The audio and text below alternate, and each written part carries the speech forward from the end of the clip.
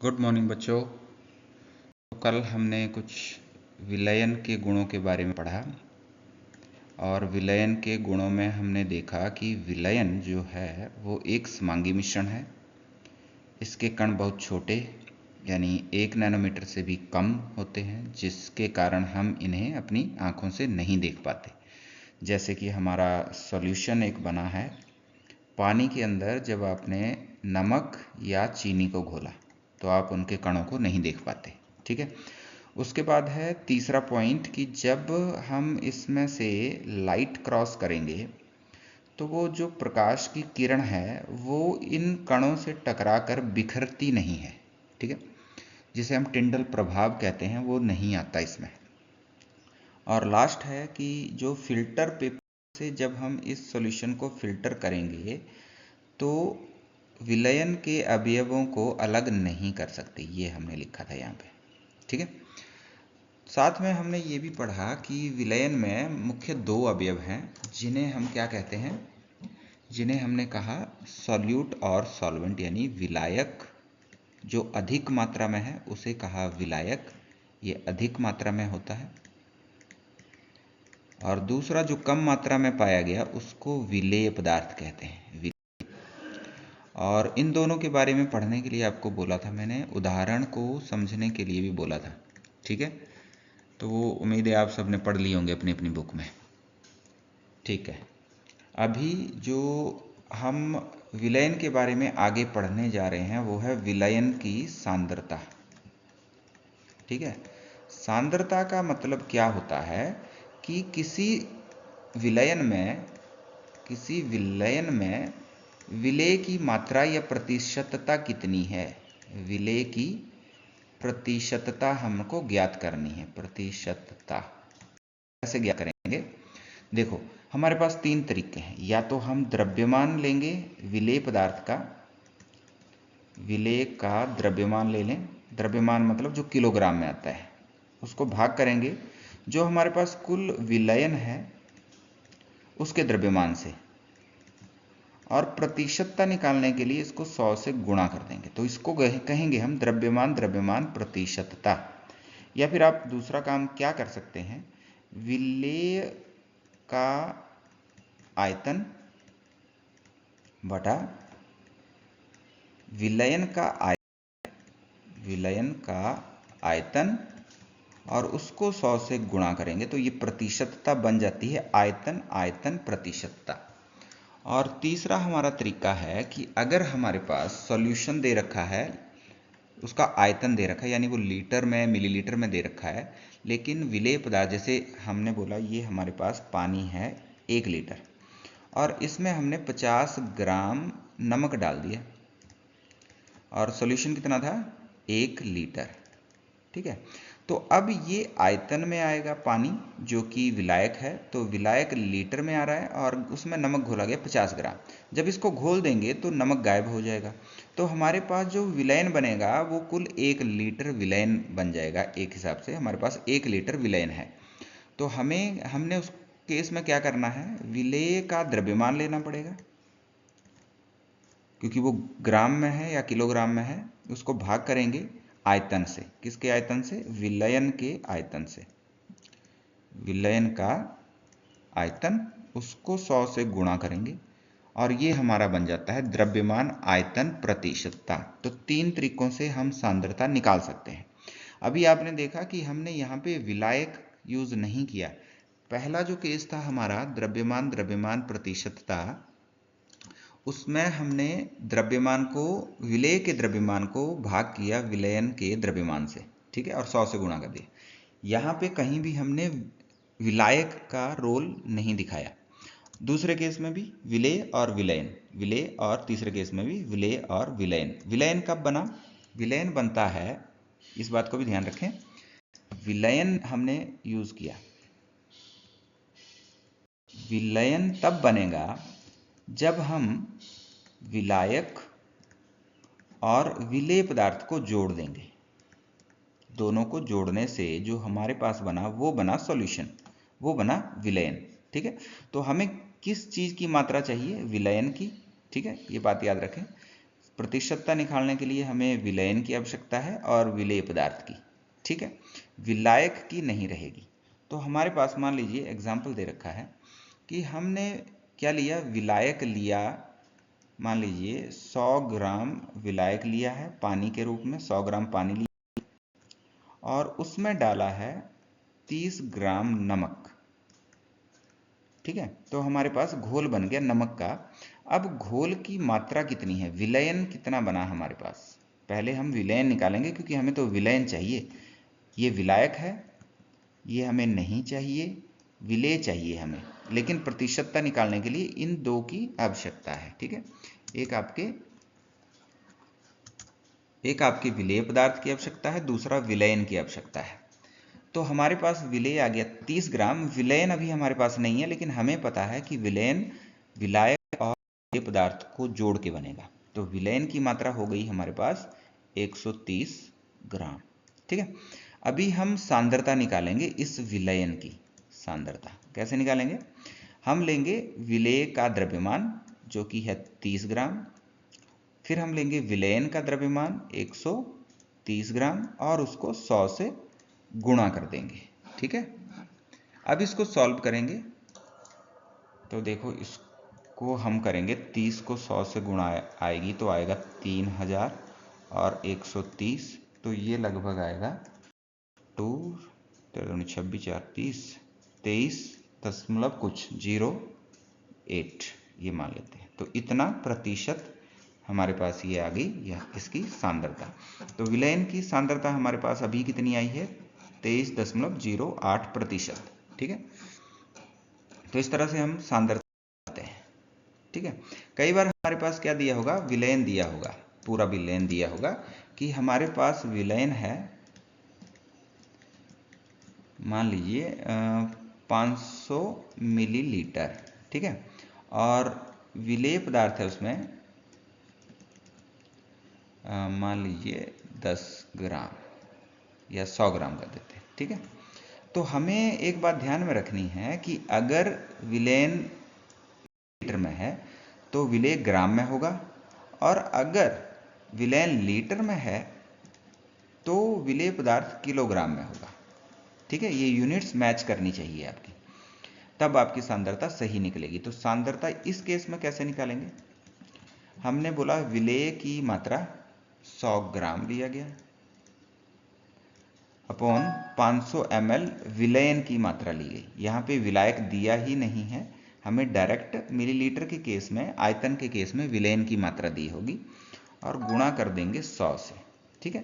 तो 5 से इसको काटेंगे 20 आएगा और आपका 0 से 2 0 कट जाएगी, तो 20% आपका ये सांद्रता रहेगी, आपके विलयन की सांद्रता आई 20%, ठीक है। और उसी तरह तीसरा केस हमने देखा कि हमारे पास हो सकता है विलेय और विलयन दोनों ही आयतन में दिए हों। तो विलेय है मान लीजिए नींबू का रस है, तो नींबू का रस पानी में मिलाया गया है, तो पानी के में विलायक है और नींबू का रस विलेय है, ठीक है। और मान लीजिए नींबू का रस हमारे पास दिया है 20 ml और पानी दे रखा है 150 ml, ठीक है। तो उस केस में हमारे पास विलयन निकालना पड़ेगा, विलयन नहीं दे रखा ना हमें, तो विलयन की मात्रा चाहिए। तो विलयन कैसे बना, पानी और नींबू का रस दोनों को मिलाकर, तो ये बना 150 प्लस 20, तो कुल विलयन कितना बन गया 70 ml। दोनों ml में दे रखे हैं तभी जुड़ेंगे, अगर 1 ml में और 1 किलोग्राम में होगा तो नहीं जुड़ पाएगा, ठीक है। तो अभी हमारे पास विलयन आ गया है, गलत हो गया, 170 ml, 170 ml और विलेय पदार्थ था 20 ग्राम, 20 ml, सॉरी 20 ml था, हाँ। तो अब हमारे पास इसको सॉल्व करने का, सांद्रता निकालने का तरीका क्या है, सांद्रता रहेगी हमारी विलेय की मात्रा भाग विलयन की मात्रा गुणा 100, यानी 20/170 गुणा 100, तो 0 से कटेगी 0 और ये आपका 200/17 आएगा 17 से काटेंगे आप तो रहेगा आपका 17 से 17 30 बने, 17 फिर से 1 से जाएगा और रहेगा 13 130 और फिर जाएगा लगभग 7 या 8 से। ठीक है, तो आपका यहाँ पर प्रतिशतता आएगी 11.8%। ठीक है, तो इस तरह से आपने सांद्रता निकालनी है, अपनी बुक में इसे पढ़ना है। एक क्वेश्चन आता है ऐसा 2 या 3 नंबर का, इम्पोर्टेंट क्वेश्चन है, तो आपने इसको सॉल्व करना है। ठीक है, उसके बाद हमारे पास दूसरा जो आ जाता है मिश्रण, दूसरा आ जाता है निलंबन। अभी तक विलयन, निलंबन, विलयन जो अभी हमने पढ़ा, विलयन की को हमने क्या बोला है, यह एक समांगी मिश्रण है और इसके कण बहुत छोटे थे। ठीक है, अभी इसका उल्टा हम कहेंगे निलंबन को कि ये विषमांगी मिश्रण है। ठीक है, और विषमांगी मिश्रण के गुण देखिए क्या है। जैसे इस पानी में हमने रेत मिला दी, चॉक पाउडर मिला दिया या तेल मिला दिया, तो निलंबन वैसा रहेगा, अलग रहेगा, अलग लेयर बनेंगी, विषमांगी मिश्रण होगा। तो देखिए इसके कण जो हैं वो काफ़ी बड़े होते हैं, यानी एक 10 नैनोमीटर के आसपास होते हैं, तो काफ़ी बड़े साइज के होते हैं कण, और बड़े होने के कारण इनको हम देख पाते हैं, देख सकते हैं हम आंखों से। और तीसरी बात कि ये कण बड़े हैं तो जब इनसे प्रकाश की किरण टकराएगी तो बिखर जाएगी चारों ओर, ऐसे टकराएगी तो प्रकाश की किरण चारों ओर बिखर जाती है। ठीक है, तो ये एक टिंडल प्रभाव उत्पन्न करेगा। तो क्या करेगा, ये टिंडल प्रभाव उत्पन्न करता है, इसके कण बड़े होते हैं इसलिए। और एक खास बात क्या है इसकी, कि जब हम थोड़े समय के लिए इसको छोड़ दें, थोड़े समय के लिए बिना हिलाए डुलाए छोड़ देने पर इसमें जो ये कण हैं ये नीचे बैठ जाते हैं। ठीक है, नीचे बैठ जाते हैं, ये बात याद रखनी है आपने। और लास्ट पॉइंट इसमें, सबसे जो लास्ट पॉइंट है उसमें वही पॉइंट आएगा कि फिल्टर पत्र द्वारा जब इसको फिल्टर किया जाएगा, अलग करने की कोशिश की जाएगी, तो ये रेत या जो दूसरे अघुलनशील पदार्थ हैं, अवयव हैं इसके, ये अलग हो जाएंगे। ठीक है, फिल्टर पत्र द्वारा इनको अलग कर सकते हैं। ठीक है, और तीसरा जो पॉइंट है हमारा वो है निलंबन के बाद कोलाइड का। कोलाइड, जैसे आप दूध की बात करें, कोलाइड, तो दूध अगर आप देखें ऐसे तो दूध आपको पूरा बराबर दिखाई देता है, लेकिन एक्चुअली ऐसा होता नहीं है। आप देखेंगे कि ऊपर ऊपर जो होते हैं वो फैट के कण रहते हैं, प्रोटीन बीच में होती है कहीं कहीं। तो ये कोलाइड भी क्या है, एक तरह का विषमांगी मिश्रण है, लेकिन देखने पर वो कैसा लगेगा, देखने पर समांगी लगता है। ठीक है, देखने पर समांगी लगता है। और दूसरी चीज, इसके जो कण होते हैं 10 नैनोमीटर से कम होते हैं, लेकिन विलयन के कण जो कि 1 नैनोमीटर थे उससे अधिक बड़े होते हैं। ठीक है, तो अब कोलाइड बीच में आ गया, देखो निलंबन और विलयन के बीच में आ गया। इसके कण विलयन से तो बड़े हैं लेकिन निलंबन से छोटे हैं, तो इसलिए इसको आंखों से तो नहीं देख सकते, आंखों से कणों को नहीं देख सकते। ठीक है, हैं तो थोड़े बड़े लेकिन देख नहीं सकते। अब इसमें भी क्या होगा, जब प्रकाश की किरण टकराएगी तो इतने बड़े तो ये हैं कि प्रकाश की किरण को ये क्या कर दें, बिखेर दें, जिससे प्रकाश का पथ प्रदर्शित हो जाता है, प्रकाश का पथ दिखने लग जाता है, दिखने लग जाता है। ठीक है, और तीसरी बात जो अभी हमने निलंबन में देखी थी कि अगर हम फिल्टर करें तो फिल्टर पत्र पर कुछ नहीं आएगा, वो अलग नहीं होगा। ठीक है, और एक पॉइंट और था कि छोड़ देने पर, थोड़ी देर के लिए बिना हिलाए डुलाए छोड़ देने पर नीचे नहीं बैठते, नीचे नहीं बैठेंगे। तो ये आपको बुक में दे रखा है, आपने तीनों के जो डिफरेंसेस हैं उनको लिखना है। प्रश्न क्या आएगा आपको कि कोलाइड, विलयन और निलंबन के गुणों के आधार पर इनके बीच अंतर स्पष्ट करो।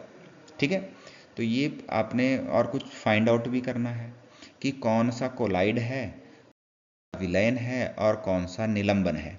तो अपनी बुक पे जितने भी एग्जाम्पल्स आपको मिल रहे हैं कोलाइड, निलंबन और विलयन के, वो आपने सॉल्व करने हैं, देखने हैं और याद करने हैं। ठीक है, और साथ में अभी लिख देता हूँ, बड़ा 5 नंबर का प्रश्न आता है ये, विलयन, कोलाइड और निलंबन,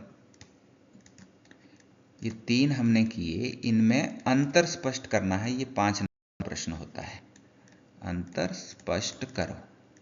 ठीक है, ये 5 नंबर का प्रश्न है। और साथ में विलयन की सांद्रता कैसे निकालते हैं, विलयन की सांद्रता कुछ एग्जाम्पल दिए हैं आपको बुक में, वो सॉल्व करने हैं, न्यूमेरिकल्स हैं, वो सॉल्व करके आपने मुझे भेजने हैं।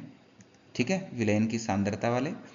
और साथ में आपने और क्या पॉइंट लिखना है इसमें, विलयन में के अवयव लिखने हैं, क्या क्या होते हैं। 2 अवयव हैं, एक है विलायक और दूसरा है विलेय।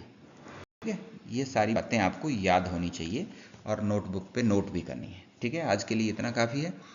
बाकी शुद्ध पदार्थ जो कि हमारा रह जाता है लास्ट टॉपिक, जिसमें हम तत्व के बारे में और यौगिक के बारे में पढ़ेंगे, वो हम कल पढ़ेंगे। ठीक है, ओके, थैंक यू।